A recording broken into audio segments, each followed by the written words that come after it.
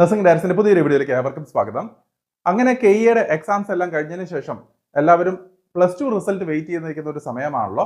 ഇപ്പോൾ അടുത്തതായിട്ട് നമ്മൾ KCET റിസൾട്ടിന് വേണ്ടി മുന്നോടിയായിട്ട് നമ്മൾ ചെയ്യേണ്ട ഏതാനും ചില കാര്യങ്ങളാണ് ഇപ്പോൾ ഈ വീഡിയോയിൽ ഡിസ്കസ് ചെയ്യാൻ ഉദ്ദേശിക്കുന്നത്. അപ്പോൾ ഏറ്റവും ആദ്യം നമ്മൾ മനസ്സിലാക്കേണ്ടത്, നിങ്ങൾ ആൻസർ കീ ഇവിടെ പബ്ലിഷ് ചെയ്തിട്ടുണ്ടല്ലോ. എല്ലാവരും KCETയുടെ ആൻസർ കീ നിങ്ങൾ കണ്ടു കാണുമെന്ന് വിശ്വസിക്കുന്നു.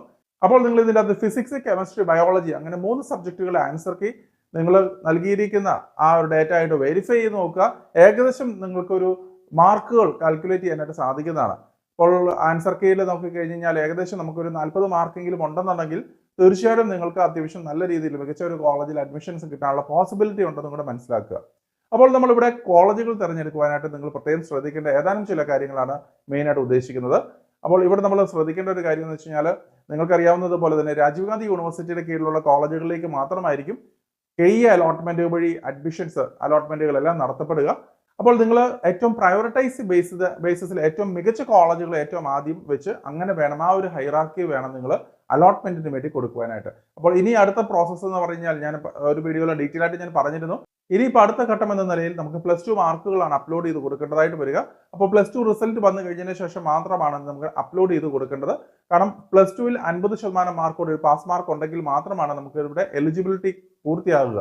അതോടൊപ്പം തന്നെ +2 മാർക്ക് ഇവിടെ റാങ്കിങ്ങിന് കൺസിഡർ ചെയ്യുന്ന ഒരു കാര്യമല്ലെന്നും കൂടെ മനസ്സിലാക്കുക. അപ്പോൾ KCETയുടെ എൻട്രൻസ് എക്സാമിന്റെ മാർക്ക് എത്രയാണോ ലഭിച്ചിരിക്കുന്നത് ആ മാർക്കിന്റെ അടിസ്ഥാനത്തിലായിരിക്കും നിങ്ങൾക്ക് റാങ്കുകൾ തീരുമാനിക്കുക. ആ റാങ്കിന്റെ അടിസ്ഥാനത്തിലായിരിക്കും നിങ്ങൾ നൽകിയിരിക്കുന്ന കോളേജുകളിലേക്ക് അഡ്മിഷൻ നടത്തപ്പെടുക. അപ്പോൾ +2 മാർക്കുകൾ എൻട്രി ചെയ്ത് കഴിഞ്ഞതിന് ശേഷം റാങ്ക് ലിസ്റ്റുകൾ പബ്ലിഷ് ചെയ്യുന്നതോടൊപ്പം തന്നെ ഇതിൻ്റെ അകത്ത് വെരിഫിക്കേഷൻ സ്ലിപ്പുകൾ ഡൗൺലോഡ് ചെയ്തെടുക്കേണ്ടതായിട്ടുണ്ട്. അപ്പോൾ അതിലാണ് സീക്രട്ട് കീ, അതുപോലെ പുതിയതായിട്ട് വരുന്ന CET നമ്പർ അങ്ങനെ എല്ലാം ഉണ്ടാവുക. ഇതെല്ലാം വെച്ച് മാത്രമായിരിക്കും നമുക്ക് കോളേജുകൾ ഓപ്ഷൻസ് കൊടുക്കുവാനായിട്ട് സാധിക്കുക. അപ്പോൾ നിങ്ങൾ പ്രത്യേകം ശ്രദ്ധിക്കുക, നിങ്ങൾക്ക് ഇതിനെക്കുറിച്ച് വ്യക്തമായിട്ട് ധാരണയുണ്ടെങ്കിൽ മാത്രം നിങ്ങൾ അലോട്ട്മെന്റ് വഴി തന്നെ പ്രോപ്പറായിട്ട് തന്നെ ചെയ്യാനായിട്ട് ശ്രദ്ധിക്കുക. കാരണം പലപ്പോഴും സംഭവിക്കുന്നത് അക്ഷയ വഴിയൊക്കെ ആയിരിക്കും നിങ്ങൾ ഈ അലോട്ട്മെന്റ് പ്രോസസ്സുകളൊക്കെ നടത്തുന്നത്. അപ്പോൾ അലോട്ട്മെന്റ് പ്രോസസ്സുകൾ നടത്തുമ്പോൾ വ്യക്തമായിട്ടുള്ള ധാരണയില്ല എന്നുണ്ടെങ്കിൽ അക്ഷയ സെന്ററിൽ ഇരിക്കുന്ന ആൾക്കാർ പറയുന്നത് മാത്രം മനസ്സിലാക്കിയായിരിക്കും അവർ കോളേജുകൾ സെലക്ട് ചെയ്യപ്പെടുക. ഇത് മാത്രമല്ല, പലപ്പോഴും ഏജന്റുമാരൊക്കെ മാർക്കറ്റ് ചെയ്യുന്ന കോളേജുകൾ മാത്രമായിരിക്കും നിങ്ങൾക്ക് കേട്ടുകേൾവി ഉണ്ടാവുക. അപ്പോൾ അങ്ങനെയുള്ള കോളേജുകളിലേക്കായിരിക്കും ഒരുപക്ഷെങ്കിലും നിങ്ങൾ അഡ്മിഷൻസ് എടുത്ത് മുന്നോട്ട് പോകേണ്ടതായിട്ട് വരിക. അപ്പോൾ നിങ്ങൾ വ്യക്തമായിട്ട് ഓരോ കോളേജുകളെ കുറിച്ചും അതിന്റെ പോസിറ്റീവ്സും നെഗറ്റീവ്സും കാര്യങ്ങളെല്ലാം മനസ്സിലാക്കിയിട്ട് വേണം നിങ്ങൾ അഡ്മിഷൻസ് അലോട്ട്മെന്റുകൾ നൽകുവാനായിട്ട്. അപ്പോൾ നഴ്സിംഗ് ഡയറക്ടറിന്റെ ഭാഗത്തു നിന്നും നമ്മൾ അഡ്മിഷൻ അലോട്ട്മെന്റിന് ഹെൽപ്പ് ചെയ്യാനായിട്ടുള്ള ഒരു KCET രജിസ്ട്രേഷൻ ബാച്ച് ഉണ്ട്.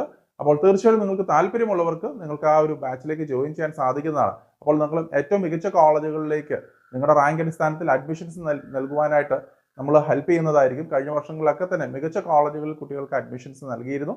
അപ്പോൾ അങ്ങനെ KCET വഴി അഡ്മിഷൻ അലോട്ട്മെന്റുകൾ നോക്കുന്ന കുട്ടികളാണെന്നുണ്ടെങ്കിൽ തീർച്ചയായിട്ടും നിങ്ങൾ രജിസ്ട്രേഷൻ ലിങ്കുകൾ ഡിസ്ക്രിപ്ഷൻ നൽകിയിട്ടുണ്ട്. അതിൽ കയറി നിങ്ങൾക്ക് അതിൻ്റെ ജോയിൻ ചെയ്യാൻ സാധിക്കുന്നതാണ്.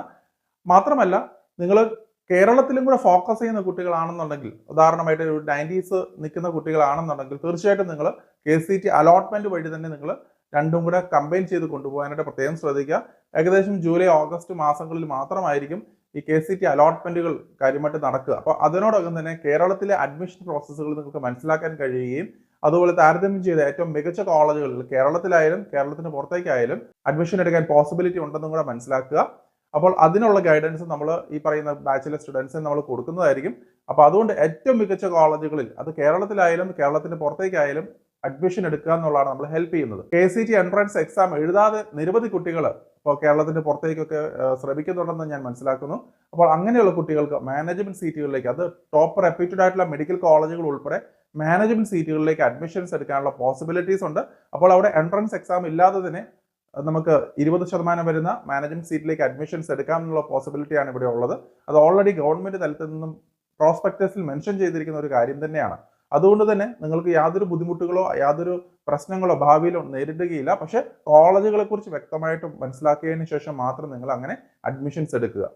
ഒത്തിരി സബ് കോളേജുകളൊക്കെ ഉള്ള കോളേജുകളാണെന്നുണ്ടെങ്കിൽ തീർച്ചയായിട്ടും നിങ്ങൾക്ക് ബുദ്ധിമുട്ടുണ്ടാവാൻ സാധ്യതയുണ്ട്. അപ്പോൾ അതുകൊണ്ട് നിങ്ങൾ ഒരു കോളേജിൽ ചെന്ന് നിങ്ങൾക്ക് ഇവിടെ സബ് കോളേജ് ഉണ്ടോ എന്ന് ചോദിച്ചു കഴിഞ്ഞാൽ അവരൊന്നും പറയുകയില്ല. പക്ഷേ കഴിഞ്ഞ കുറേ വർഷങ്ങളായിട്ട് പല കോളേജുകളെ കുറിച്ചുള്ള ഇൻഫർമേഷൻസ് നമുക്ക് പല രീതിയിലും കുട്ടികളുടെ റിവ്യൂസ് വെച്ചിട്ടൊക്കെ ആണെങ്കിൽ നമ്മൾ അറിയുന്നത് കൊണ്ട് തന്നെ പല കോളേജുകളിലും ഈ പറയുന്ന സബ് കോളേജുകളൊക്കെ ഉണ്ടോ, അതിൻ്റെ സത്യാവസ്ഥ എന്താണെന്നൊക്കെ ഉള്ളത് നമുക്ക് അറിയാവുന്നതാണ്. അതുകൊണ്ട് തന്നെ നമ്മൾ പ്രോപ്പർ ആയിട്ടുള്ള ഗൈഡൻസ് നമ്മൾ നൽകുന്നതാണ്. അപ്പോൾ എൻട്രൻസ് എക്സാംസ് ഇല്ലാതെ തന്നെ നിങ്ങൾക്ക് BSc നഴ്സിംഗിന് കർണാടകയിൽ പഠിക്കാം എന്നുള്ളൊരു കാര്യം കൂടി നിങ്ങൾ മനസ്സിലാക്കുക. പക്ഷേ കോളേജുകളെ കുറിച്ച് വ്യക്തമായിട്ട് മനസ്സിലാക്കുക. അതുപോലെ നിങ്ങളുടെ ബഡ്ജറ്റിന് ഇണങ്ങിയ ഏറ്റവും മികച്ച കോളേജുകൾ ചൂസ് ചെയ്യാനായിട്ട് പ്രത്യേകം ശ്രദ്ധിക്കുക. മാർക്കറ്റിൽ പല കോളേജുകളിലും ഇവിടെ ഫീസുകളൊക്കെ പറയുന്നത് ആ ക്വാളിറ്റിയെക്കാളും ഒത്തിരി കൂടുതലായിട്ട്. ഇപ്പോൾ 10 രൂപയുടെ ഒരു വാല്യൂ ഉള്ള ഒരു സാധനത്തിന് 20 രൂപയ്ക്ക് 30 രൂപയ്ക്ക് മാർക്കറ്റ് ചെയ്യുക എന്നുള്ളതാണ് ഇതിൻ്റെ അകത്ത് വരുന്ന ഒരു കാര്യം. അപ്പോൾ നിങ്ങൾക്ക് ആ കോളേജുകളിൽ വ്യക്തമായിട്ട് അതിനനുസരിച്ചുള്ള വാല്യൂ ഉണ്ടോ എന്നുള്ളതും കൂടെ മനസ്സിലാക്കി മാത്രം നിങ്ങൾ അഡ്മിഷൻസ് എടുക്കുക. പലരും പ്രൈസ് ടാഗ് കണ്ട് മാത്രമാണ് പലപ്പോഴും പല കോളേജുകളിലും അഡ്മിഷൻസ് എടുക്കുക. അപ്പോൾ നിങ്ങൾ ഒരു കോളേജുകളിൽ ഇത്രയും ഫീസിന് അതിനനുസരിച്ചുള്ള വാല്യൂ ഉണ്ടോ എന്നുള്ളത് മനസ്സിലാക്കുകയും ചെയ്യേണ്ടതായിട്ടുണ്ട്. എന്നിട്ട് മാത്രം നിങ്ങൾ അഡ്മിഷൻസ് എടുക്കാനായിട്ട് പ്രത്യേകം ശ്രദ്ധിക്കുക. അല്ലാതെ 9 ലക്ഷത്തിന് അല്ല 10 ലക്ഷത്തിനുള്ള കോളേജുകളെല്ലാം മികച്ചതാണ് എന്നുള്ള എനിക്ക് അഭിപ്രായമില്ല. അപ്പോൾ അതുകൊണ്ട് തന്നെ നിങ്ങൾ വ്യക്തമായിട്ട് മനസ്സിലാക്കുക. ചില കോളേജുകളൊക്കെ ഭയങ്കരമായിട്ട് മാർക്കറ്റ് ചെയ്യുന്നുണ്ടെന്നുണ്ടെങ്കിലും ഇപ്പോൾ മംഗലാപുരം സൈഡിലും അതുപോലെ തന്നെ ബാംഗ്ലൂർ, തമിഴ്നാട് സൈഡിലൊക്കെ ആണെങ്കിലും ഈ പറഞ്ഞ പ്രോബ്ലംസ് ഉണ്ട്. അതിൻ്റെ കൂട്ടത്തിൽ തന്നെ കുറേ സബ് കോളേജുകൾ ഉണ്ടാവുന്നതാണ്. അപ്പോൾ നിങ്ങൾ മെയിൻ കോളേജുകളിൽ നിങ്ങൾ അഡ്മിഷൻസ് എടുത്ത് മറ്റുള്ള കോളേജുകളിലേക്ക് രജിസ്ട്രേഷൻ സമയത്ത് മാറ്റുന്ന ഒരു സാഹചര്യം ഉണ്ടാവാറുണ്ട്. എല്ലാ വർഷവും കുട്ടികൾ നേരിടുന്ന ഒരു പ്രോബ്ലം തന്നെയാണ്. പക്ഷേ പലരും ഇത് മറച്ചു വെക്കുകയാണ് ചെയ്യാറുള്ളത്. അപ്പോൾ കർണാടകയുടെ എൻട്രൻസ് അലോട്ട്മെന്റിനെ കുറിച്ചുള്ള അലോട്ട്മെന്റ് പ്രോസസ്സുകളൊക്കെ നമ്മൾ ഓൾറെഡി ബാച്ചസ് ഒക്കെ തുടങ്ങിയിട്ടുണ്ട്. അപ്പോൾ നിങ്ങൾക്ക് എന്തെങ്കിലും ഹെൽപ്പ് വേണമെന്നുണ്ടെങ്കിൽ ഈ പറയുന്ന ഗൈഡൻസ് ഗ്രൂപ്പിൽ നിങ്ങൾക്ക് ജോയിൻ ചെയ്യാവുന്നതാണ്. അപ്പോൾ മറ്റൊരു അപ്ഡേറ്റുമായി ഉടൻ തന്നെ കാണാം. നന്ദി.